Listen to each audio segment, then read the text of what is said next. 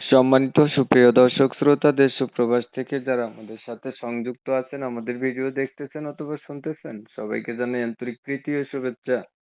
বন্ধুরা, আমি কথা বলছিলাম সুইট মিষ্টি একটি আপুর সাথে প্রতিবেদন করবে, অডিও কলে সংযুক্ত হয়েছে আমার সাথে কয়েকদিন আগে থেকে আসলে যোগাযোগ ছিল।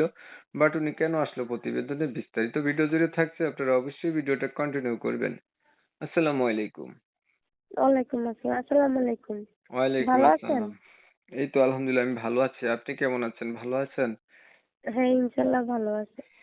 আপু ভালো আছেন? ভালো থাকবেন। ভালো থাকাই কামনা করছি। তবে শুনতে চাচ্ছিলাম, এই যে আপনি প্রতিবেদনে কেন আসছেন বলুন? প্রতিবেদনে কেন আছে ভাই? আমি মনে করেন আমি একটা অসহায় মানুষ। আমার মা আছে অসুস্থ, আর একটা ছোট ভাই আছে। ওনাদের নিয়ে আমি অনেক কষ্ট হয়ে থাকি। যে আমি যখন একটা মেয়ে, আমার তো একটা ভালোবাসার মানুষের দরকার, দায়িত্ব নেওয়ার দরকার। তো প্রতিবেদনে আসলাম শুনে যে ভালো একজন মানুষ পাইলে জীবন সঙ্গী বানাইলে সুখের দুঃখে পাশে থাকবে, এরকম একজন মানুষ চাই। যদি কোনো হৃদয়বান ব্যক্তি আমার পাশে থাকে, আমি আল্লাহর কাছে নামাজ পড়ে ওনাদের দোয়া করবো। আচ্ছা, আপনার দেশের বাড়ি কোথায়? আমার দেশের বাড়িতে সিলেট সুনামগঞ্জে। পরিবারে আছে কে কে আপনার? একটা ছোট ভাই আছে আর আমার আম্মু আছে। আপনার বাবা নাই? না, বাবা মারা গেছে। বয়স কত ছিল আপনার? আমার 17 চলে। আগে কখনো প্রতিবেদন করছিলেন? আমি তো জানি না ভাই, আমি প্রথম আসছি। বিয়ে হয়নি আপনার?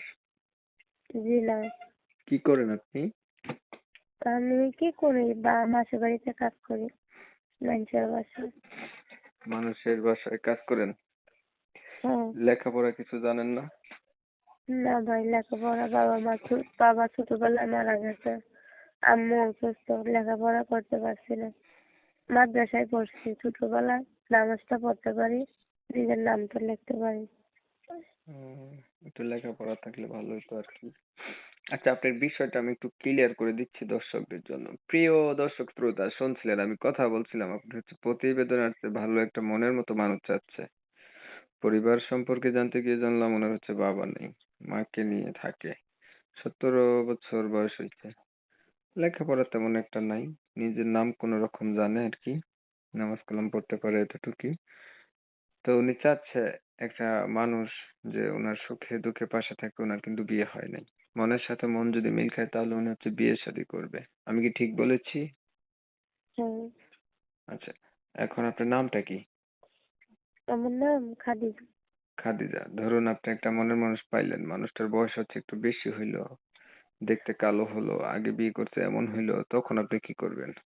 আমি তাতে কোনো সমস্যা নেই, যে আমার 2 বেলা ডাইল ভাত খাওয়াইতে পারবে, সুখে দুঃখে পাশে থাকতো, এরকম মানুষ চাই।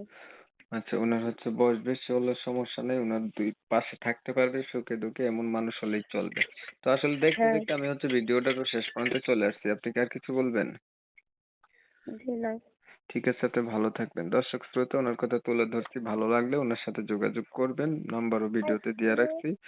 আর হচ্ছে আপনারা অনেক সময় নিয়ে পাশে থেকে আমার ভিডিও দেখছেন, ধন্যবাদ সবাইকে। সবাই ভালো থাকবেন, সুস্থ থাকবেন, আল্লাহ হাফেজ।